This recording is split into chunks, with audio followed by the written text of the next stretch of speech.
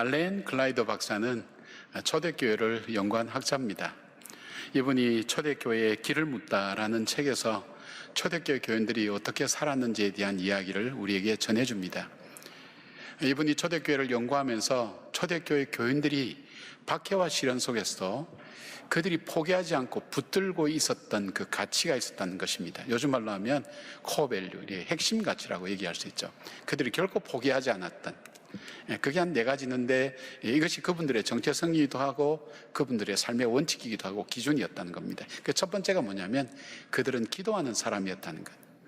어떤 환경과 어떤 어려움 속에서도 그분들은 기도로 문제를 풀어가고 기도로 해결해가고 기도를 그치지 않았던 기도하는 사람이었다는 것. 두 번째로 그들은 스스로를 우리는 그리스도의 종이라고 생각하고 있었다는 겁니다. 그러니까 우리가 예수 그리스도를 닮고 싶은 사람, 예수 그리스도처럼 살고 싶은 사람, 예수 그리스도와 함께 있기를 원하는 사람, 그래서 그리스도인, 우리는 그리스도의 종이다. 예수님이 나의 인생의 주인과 구세주가 되신다는 그 믿음을 생활 속에서도 그대로 가지고 있었다는 것입니다. 세 번째 그들이 가지고 있었던 것은 예수님 안에서 함께 한 형제 자매된 그 가족의 끈끈한 정이 있었다는 것입니다.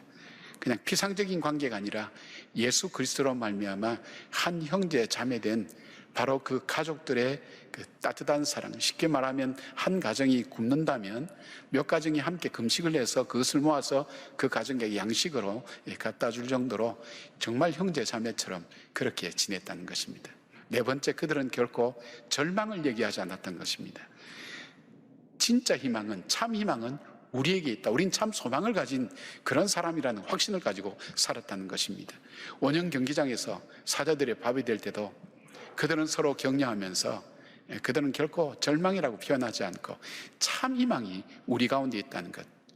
근데 그들이 그렇게 살았던 삶, 그것이 바로 초대교회의 역사가 되었고 오늘 기독교의 전통과 그리고 기독교의 문화가 되었다는 것을 알게 됩니다.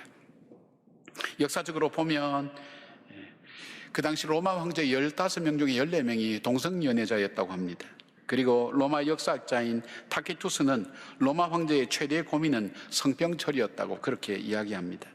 당시 로마의 그 철학자들은 황제를 신으로 숭배하는 일에 그들이 앞장서 있었기 때문에 그 시대상도 결코 녹록하거나 살기 좋은 그런 환경과 여건 속에 있었던 것만은 아닙니다. 그런 가운데서도 그들은 바로 이 원칙을 가지고 교인들의 삶을 살았다는 것입니다. 그 교인들의 삶을 이렇게 소개하고 있습니다. 초대교회 성도들의 성도덕은 매우 엄격했고 경제적으로 나누었으며 극심한 박해 가운데서도 박해하는 사람들을 포함한 모두를 사랑했습니다. 로마인들과는 달리 자녀를 낳아서 버리는 일은 않았습니다. 생명을 대하는 태도가 달랐습니다. 아기, 특히 여아를 버린 적은 없습니다. 낙태도 하지 않았으며 이방인이 버린 아기를 구하기 위해 쓰레기 더미가 있는 곳을 자주 찾아다니곤 했습니다. 그리고 초대교회 교인들은 이 땅에 살지만 그들은 나그네처럼 살았고 같이 살지만 다르게 살았던 독특함을 가지고 있었다고 그렇게 전하고 있습니다. 그 어려운 시대를 바로 믿음으로 살아왔다는 것입니다. 자, 오늘날도 이 세상은 그때보다 결코 선하거나 아름답거나 믿음으로 살기에 좋은 세상이라고 말씀드릴 수는 없습니다. 그런데 오늘 사도 바울은 그 시대를 살면서 그 시대 사람들에게 이렇게 원합니다. 복음을 부끄러워하지 말라고. 왜냐하면 복음은 세상을 이길 능력, 하나님의 구원을 주시는 능력이 이 복음 속에 있고 세상을 이긴 능력이 이 복음 속에 있기 때문에 복음을 부끄러워하지 말라고. 그리고 정말 오직 의인은, 믿음을 가진 사람은 오직 의인은 믿음으로 말미암아 산다고, 다른 것이 아니라 바로 믿음으로 산다고 그렇게 말씀을 전하면서 오늘 이 시대를 사는 우리에게도 동일하게 이 말씀을 전하고 있습니다. 우리가 살아가는 삶이 쉽지는 않지만 그러나 이 시대 속에 우리가 붙들어야 될 가치가 무엇인가, 우리가 놓지 말아야 될 것이 무엇인가, 이 시대를 믿음으로 살아내기 위해서 우리는 어떻게 살아야 되는가 하는 것을 말씀하고 있습니다. 자, 그렇다면 예수 그리스도를 나의 구세주와 주님으로 믿는 신앙인들이 정말 하나님을 믿는 믿음의 사람으로 살아가기 위해서 놓지 말아야 될 것이 무엇이 있는가, 이 시대 속에서 한 3가지로 나누어서 설명을 해보려고 합니다. 첫 번째는 가정의 소중함과 사명을 다시 발견하는 것입니다. 가정의 가장 중요한 정의는 하나님께서 인간이 행복하게 살기 위해서 만들어준 선물이라는 것입니다. 가정의 개념이 많이 바뀌었지만 성경적인 가정에 대해서는 분명한 정의를 갖고 있습니다. 그래서 가정은 인간이 만든, 인위적으로 만든 문화가 아니라 하나님께서 직접 만들어주신 바로 창조의 선물이라는 것입니다. 그리고 이 가정 안에서 하나님께서는 인간이 살아갈 수 있는 모든 행복한 것을 이 가정에 다 담아두셨습니다. 우리의 인생은 가정에서 이루어지고 가정에서 성장하며 가정에서 회복되기도 하고 가정을 통해서 세상 사는 것을 배우게 됩니다. 그리고 결국은 가정 안에서 이 세상을 떠나게 됩니다. 따라서 가정은 사람들에게 있어서 사랑, 교육, 훈련의 장소이고 회복과 치유와 축복의 공간이기도 합니다. 결혼 또한 하나님께서 세우신 제도입니다. 그래서 인간의 행복은 가정을 만드신 하나님의 창조 질서와 결혼이라는 성을 통해서 남녀가 서로 결합하고 동력하면서 새로운 존재로 빚어져 가는 과정이 바로 이 결혼입니다. 가정이 건강할 때 사회가 밝아집니다. 국가가 부강해집니다. 이동호 목사님의 로마서 강의를 읽어보면 인간의 죄가 나타나는 제일 먼저 현상이 뭐냐면 성적인 타락이라는 것입니다. 성은 하나님께서 세우신 가장 아름다운 선물 중에 하나인데 사단은 가장 아름다운 것을 가장 추하게 만들어버리면서 그 개인과 그 가정을 파괴해버리는 그런 어떤 힘을 가지고 계속해서 시도한다는 것입니다.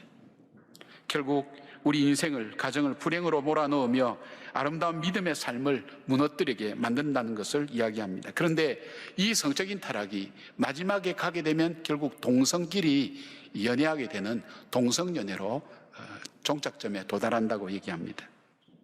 우리 기독교와 이 기독교인들은 인권을 무시하거나 또 생각하지 않는 그런 곳이 아닙니다. 기독교가 들어가는 곳에 여성과 아이의 인권이 성장하고 낮은 자와 어려운 사람들의 인권이 세워진 것을 역사적으로 보게 됩니다. 바로 이 복음 안에 있는 복음의 이 정체성 때문에 그렇습니다. 귀하게 여깁니다. 그러나 죄가 사회를 주도하고 또 법으로 그것을 보장해주고 인정해주는 것은 막아야 되겠다 해서 이 포괄적 차별금지법을 반대를 하자는 그런 의미입니다. 여러분, 이건 시대적으로 갈수록 더 어려워질 것이라고 생각이 됩니다. 앞으로 세월이 흘러갈수록 이 죄는 더욱더 심해질 것입니다. 성경에도 얘기하는 부분들도 많이 있습니다. 자, 잘못된 것을 우리가 법적, 제도적으로 뒷받침해서 그들의 권리를 인정해주지 않은 이 법안에 대해서는 우리가 일단 반대를 하면서 정말 바르게 살 수 있는, 정말 복되게 살 수 있는 것이 무엇인가 하는 것을 우리가 함께 찾아나가는 고민과 기도가 시작되어야 될 줄 압니다. 사랑하는 여러분, 우리에게 있어서 가정은 정말 소중한 것입니다. 이곳에서 내가 태어나서 이곳에서 자라고 나라는 것이 형성되게 됩니다. 이곳에서 하나님의 사람으로 만들어져 갈 때 하나님께서 우리를 귀하게 빚으시고 만드신, 창조하신 그 아름다운 삶을 따라 살아갈 수 있지만 가정에서 받는 어려움과 힘든 일이 당하게 될 때에 사람들은 어려움을 겪게 됩니다. 그래서 우리 하나님께서 그렇게 말씀하셨습니다. 우리를 아버지를 하나님을 아버지라고 부르게 하면서 친부모가 되어주시겠다고 약속하신 것입니다. 그리고 내가 네 남편이 되리라고 말씀해 주신 것입니다. 하나님께서 우리의 삶을 가정에서 혹시 받지 못하면 하나님께서 부어주신다고 약속하신 이유는 가정에 주신 하나님의 선물이 너무 귀하고 소중한 것이 많이 있다는 것입니다. 사랑하는 여러분, 믿음의 사람은 하나님이 주신 창조의 선물을 귀하게 여기고 그것이 바로 내 삶에 직접적으로 연결되어 있다는 것을 깨닫는 사람입니다. 그것을 소중하게 여기며 하나님께서 내게 주신 아름다운 축복을, 창조 질서를 지켜나가는 사람, 그 사람이 바로 이 시대 속에 믿음으로 살아가는 사람의 모습입니다. 두 번째로 믿음의 사람은 어떤 사람입니까? 예배의 소중함과 가치를 다시 발견하는 사람입니다. 교회에서 예배는 교회의 많은 기능과 활동 중에 하나가 아닙니다. 교회의 모든 활동과 역할을 가능하게 하는 근원이 되는 에너지가, 힘이 바로 그것이 예배입니다. 즉, 살아계신 하나님의 임재하심을 믿고 하나님과의 거룩한 교제를 통해서 인간의 죄임됨을 깨닫고 그러한 인간을 사랑하시고 용납하시고 그리고 하나님과의 거룩한 교제를 회복할 수 있도록 함께 해주신 그 주님과 만나고 교제함에 힘을 얻는 그 시간이 바로 예배 시간이 됩니다. 예배를 통해서 하나님의 백성은 새 힘을 얻습니다. 하나님의 자녀답게 살아가며 복음을 전하며 섬기며 교제하는 것에 모든 것의 출발이 바로 예배를 통해서 이루어지는 것입니다. 그래서 예배는 바로 교회가 교회되기 위해서 교회를 설명하는 일에 가장 중요한 것이, 핵심적인 것이 바로 예배입니다. 우리 삶에서 이 예배가 무너지면 영적 생명력은 사라지고 교회도 교회다움을 잃어버리고 공동체는 병들게 됩니다. 그래서 여러분 삶 속에 어려운 문제가 오면 전혀 뜻밖의 처방이 내려집니다. 그것은 뭐냐면 여러분의 삶 속에서 예배가 정말 하나님 앞에 바로 세워지고 있는지를 점검해 보라고 그렇게 말씀드린 이유는, 예배는 영적으로 살아가는 하나님의 백성에 있어서 가장 소중한 생명체와 마찬가지입니다. 저는 이것을 심장에 비유합니다. 심장. 별로 보이지는 않습니다. 중요해 보이지 않습니다. 그냥 우리가 일상처럼 언제든 나와서 예배 드릴 수 있다고 하지만 심장이라는 것이 보이지 않습니다. 그러나 그 심장이 계속해서 움직이지 않으면 살아갈 수 없듯이 예배를 통해서 하나님을 만나고 하나님과 교제하고 하나님으로부터 새 힘을 얻고 말씀을 통해 새로운 도전을 받고 성령의 임재하심을 통해서 내 마음에 감동함이 없다면 우리는 영적인 삶을 유지해 갈 수가 없습니다. 얼마나 중요한 예배인지 알 수가 없습니다. 알렌 크라이더 박사는 초대교회에서 예배 드린다는 것은 곧 죽음을 의미했습니다. 박해와 그리고 순교를 의미했던 것입니다. 그래서 바로 초대교회의 예배는 박해와 죽음과 연결된 것이 적지 않습니다. AD 4세기 초기의 그리스도인 문서에 예배의 모습을 이렇게 기록하고 있습니다. 집사는 모임이 있는 집에 들어오는 사람을 관찰하고 있었다. 그는 예배 장소에 들어오는 사람을 꼼꼼히 지켜보며 그들이 양인지 늑대인지를 분별했다. 집사는 모임에 들어올 수 있는 사람만 들여보냈고 밀고자의 출입을 막아서 교회의 자유가 무너지지 않도록 한다. 만약 밀고자가 들어오게 되면 집사가 그 책임을 져야 했다. 초대교회에서 예배는 아무나 들어올 수 있는 것이 아니었습니다. 비밀스럽게 이루어졌습니다. 그 속에 참석하지 말아야 될 사람은 분별해서 참석하지 못하게 했습니다. 그 역할을 했습니다. 그러나 이 초대교회 사람들의 예배는 이 간절하고 위험을 무릅쓰는 것 이상으로 이 예배가 그들에겐 가치가 있었습니다. 예배를 통해 그들이 새로워지고 살아나며 주님 안에서 한 공동체가 된다는 확실한 공급과 그리고 그 능력을 덧입을 수 있기 때문에 예배를 포기할 수가 없었습니다. 그래서 그들은 죽음을 각오하고 예배 자리에 나오게 됩니다. 예배를 통해서 영적인 능력을 공급받습니다. 예배를 통해서 이 세상 속에 그리스도인으로 사는 지혜와 은혜와 능력을 나누고 공급받는 것이 바로 예배였던 것입니다. 이걸 읽다 보니까 너무 가슴 아픈 현실을 봅니다. 지금 예배당에 들어와서 예배당 예배를 드릴 수 있는 사람은 아무나 아니죠. 여러분이 어떻게 들어오셨습니까? 몸 온도가 37.5도 이하가 되어야 됩니다. 열이 있으면 못 들어옵니다. 입구에서 못 들어오게 하십니다. 그리고 어떻습니까? 증상이 없어야 됩니다. 그래야 이 예배 참석할 수 있는 게 좀 서글픈 현실 아닙니까, 여러분? 초대교회 집사가 저거 진짜인지 가짜인지 구별해서 못 들어오게 하고 들어오게 했는데 지금은 우리 기준이 예수를 믿는 진짜 가짜 상관이 없습니다. 기준이 달라져 있는 거예요. 그만큼 이 전염병의 어려움들이 우리에게 얼만큼 위협이 되고 있는가 하는 걸 보여줍니다. 그러기에 이 예배당 예배에 나오는 여러분 한 사람 한 사람이 얼만큼 귀하고 어떤 마음으로 오는지를 알아요. 예배를 우리 교회에 드려봐도 이렇게 진지하게 예배 드린 적이 없어요. 오는 분들 많은 중에는 핸드폰 보고 졸고 있거나 그런 분들도 많은데 이 예배를 드리고 나서는 그런 분들이 없어요. 집중하는 거예요. 왜요? 그만큼 어려움을 각오하고 나오는 거예요. 사실 알고 보면 교회에서 그런 가장 안전하게 지금 준비하고 있습니다만은 그런 각오를 하는 거예요. 마음만은. 집에서 영상 예배를 드리는 분도 이런 마음만을 잃어버려서는 안 돼요. 하나님 예배가 나에게는 소중합니다. 나에게 심장처럼 내 인생이 새로워지고 하나님 말씀으로 도전받고 오늘도 살아갈 수 있는 지혜와 힘을 얻는 것이 바로 이 예배를 통해서 이루어집니다. 그냥 왔다 갔다 하는 것 같지만 그럼에도 불구하고 내 삶을 지탱해주고 내 믿음을 지탱해주는 것이 바로 이 예배입니다. 하나님, 예배의 자리를 나는 놓칠 수가 없습니다. 그 간절한 심정을 가지고 오셔서 여러분이 찬양하니까 찬양도 귀하죠. 기도도 귀하죠. 말씀도 귀하죠. 여러분 한 분 한 분의 모습이 귀하고 존귀하게 여겨진 이유가 여러분 마음속에 그 열망과 갈망이 있기 때문입니다. 예배의 가치를 아는 분이기 때문입니다. 여러분, 예배를 놓치는 것은 영적 생명이 죽는 것과 마찬가지입니다. 믿음의 사람은 예배를 드릴 수 없을 때라도 예배를 놓치지 않고 하나님 앞에 정말 의지적으로 결단하고 노력하고 애써서 예배의 자리에 나오기를 애쓰는 사람입니다. 왜냐하면 그 자리가, 그 예배의 자리가 자기를 새롭게 하고 자기를 살리고 자기의 일상이 하나님과 동행하는 일상이 되는 힘을 얻을 수 있다고 그들은 믿기 때문입니다. 사랑하는 여러분도 그런 믿음 갖고 있는 줄 믿습니다. 예배의 소중함, 예배의 재발견, 내 삶을 새롭게 만드는 하나님의 은혜가 예배 가운데 있다는 것을 믿음으로 고백하는 믿음의 사람으로 살아가는 여러분 되기를 주의 이름으로 축원합니다. 세 번째로 믿음의 사람은 성도 간의 교제의 가치와 중요성을 다시 깨닫는 사람입니다. 바울은 12절 말씀 통해서 이렇게 말씀합니다. 이는 곧 내가 너희 가운데서 너희와 나의 믿음으로 말미암아 피차 아니함을 얻으려 함이라.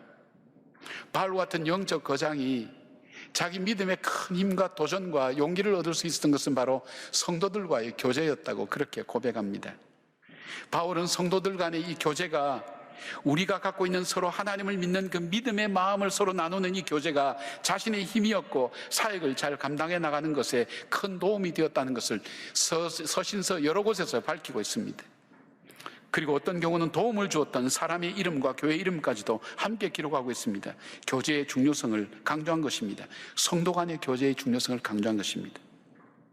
이것이 바울만의 고백이 아닙니다. 믿음 안에서 바르게 성장하기를 원하는 사람, 믿음 안에서 바르게 살기를 원하는 사람의 공통적으로 중요시 여기는 부분입니다. 저는 바로 이 교제를 저는 간이라고, 사람 몸에 비유하면 간이라고 생각합니다. 해독작용을 하는 겁니다. 우리의 영양분도 공급하지만 해독작용을 하는 겁니다.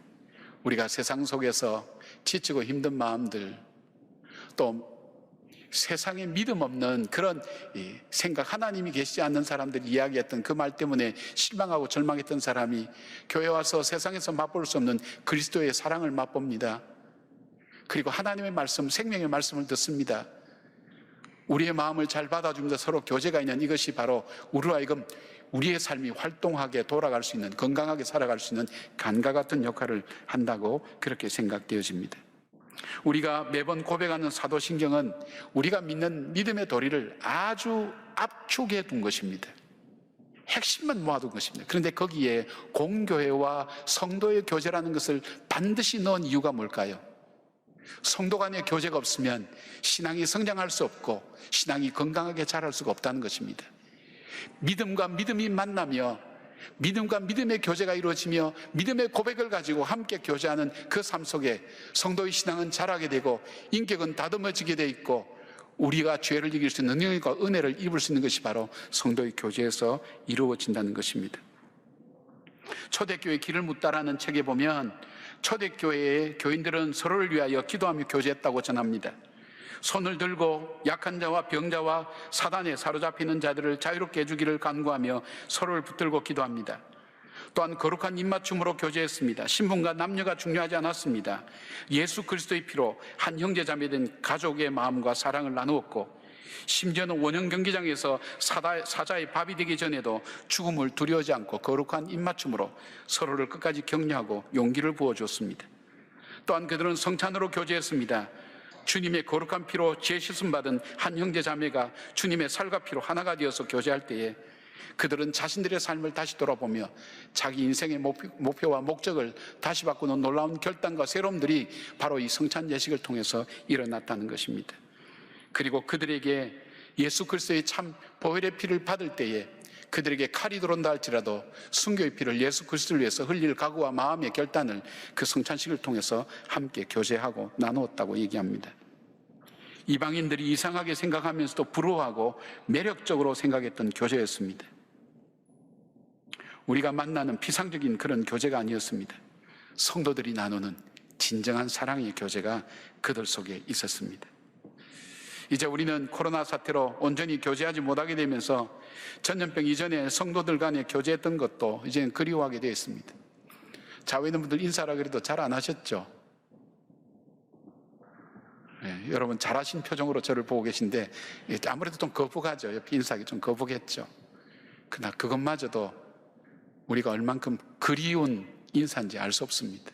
마스크를 벗고 서로 만나며 인사하고 이야기할 수 있었던 것, 우리 식당에서 같이 식사하며 교제를 나눌 수 있었던 것, 중보기도 때에 내 삶이 어렵고 공고해질 때 아무 상관이 없는 분이 우리가 믿음 안에서 한 공동체가 되었다는 이유로 자기 문제처럼 붙들고 함께 기도하며 울면서 함께 부르짖어 나누었던 그 교제들, 그리고 잘 알지도 못한 사람이 식당에 내려가면 식사를 떠주면서 행복하시라고 하나님의 은혜를 기원한다고 이야기하며 나누었던 그 교제들, 힘들고 어려울 때 우리 목자 되신 분이 찾아와서 위로해 주시고 기도해 주시고, 또 서로가 어려울 때 힘들지만 서로가 따뜻한 마음을 나누었던 그 믿음의 언어들, 이런 교제들이 우리를 살린다는 겁니다. 그런 격려들이 우리의 생명을, 믿음의 생명을 더해간다는 것입니다. 이 교제의 소중함, 성도의 교제의 소중함을 깨닫는 것입니다. 그래서 그 교제의 자리로 자기 자신이 나가는 지혜가 있게 되는 것입니다. 바로 교회 공동체의 생명력과 활력을 회복하는 것입니다. 코로나의 확산의 책임이 교회에 있다고 여론이 만들어지고, 또 그것 때문에 보건복지부에서 교회만 대상으로 과도하게 방역수칙을 만들어서 발표했습니다. 사실과는 다르게 왜곡된 부분이 적지 아니합니다. 여러분들이 사실에 근거한 통계도 직접 확인해 볼 수가 있습니다. 게다가 국가인권위원회에서 지난 6월 23일 발표한 2020년 차별에 대한 국민의식 조사에서 코로나19 확산에 따른 차별이나 혐오의 대상이 있냐고 할 때 있다고 하면서 그 대답한 사람의 59.3%가 종교인이라고 대답했습니다. 주로 개신교인일 겁니다. 10명 중 6명이 코로나는 바로 교회 때문에, 종교인 때문에 확산되었다고 생각하는 그런 의식을 갖고 있다고 발표한 겁니다. 어떻습니까, 여러분? 교회 다니기 때문에 그 사람 믿어주는 세대는 끝났습니다. 신앙생활을 하기 때문에 그 사람이 좋은 사람이라고 보는 그것도 끝났습니다. 오히려 혐오의 대상으로 바뀌어져가는 이 현실 속에서 우리가 살아가고 있습니다. 기독교는 더 이상 사람들에게 호감이 가는 종교는 아닐 것입니다. 어쩌면 사회적으로 신앙생활 하는데 여러분들이 많은 어려움이 있을지도 모르겠습니다. 그러나 여러분, 부탁드립니다. 바울이 부탁한 것처럼 복음을 부끄러워하지 말기를 바랍니다. 복음 앞에서 담대하기를 바랍니다. 복음 때문에 담대하기를 바랍니다. 이 복음은 우리를 구원에 이르게 하고 우리로 하여금 이 세상을 지혜롭게 살아가게 하는, 하나님의 사람답게 살아가는 능력의 말씀이기 때문입니다. 이 복음으로부터 흔들리지 말기를 바랍니다. 그리고 우리가 복음 안에서 진실하게 살아갈 때 언젠가 초대교회의 역사들이 박해와 그리고 시련 속에 있었지만 그들이 그 믿음 붙들고 묵묵하게 자기들의 삶을 살아낼 때 전 세계를 기독교로 바꾸어 나가는 놀라운 역사의 변혁을 이룬 것처럼 바로 우리 삶을 통해 진리가 우리 가운데 바로 세워지고, 혼탁했던 이 사회가 바로 세워지고, 그리고 집을 떠났던 자녀들이 돌아오고, 무너졌던 곳이 다시 쑥죽되고, 믿음 안에서 진정한 행복과 사랑을 찾는 역사들이 바로 저희들을 통해서, 이 복음을 통해서 이루어질 것을 우리는 꿈꾸고 있습니다. 사랑하는 여러분, 어쩌면 우리 노아의 방주를 짓는 것처럼, 산에 방주를 짓는 것처럼 경멸과 모멸과 조롱을 받을지도 모릅니다. 그러나 묵묵히 주님의 그 심판을 대비해서, 홍수를 대비해서 무려 120년 동안 묵묵히 산에서 방주를 지었던 그 노아의 가정처럼 오늘 힘들고 어렵지만 믿음으로 살아내는 바로 그 삶을 살아야 될지 모릅니다. 그러기에 여러분, 가정이 참 소중합니다. 하나님의 창조의 선물이 소중합니다. 우리에게 예배가 얼만큼 중요한지 모릅니다. 그리고 성도의 교제가 얼만큼 내 삶에 하나님의 사람으로 살아가는, 믿음에 굳게 서게 하는 중요한 요소가 된다는 것을 깨닫는 것입니다.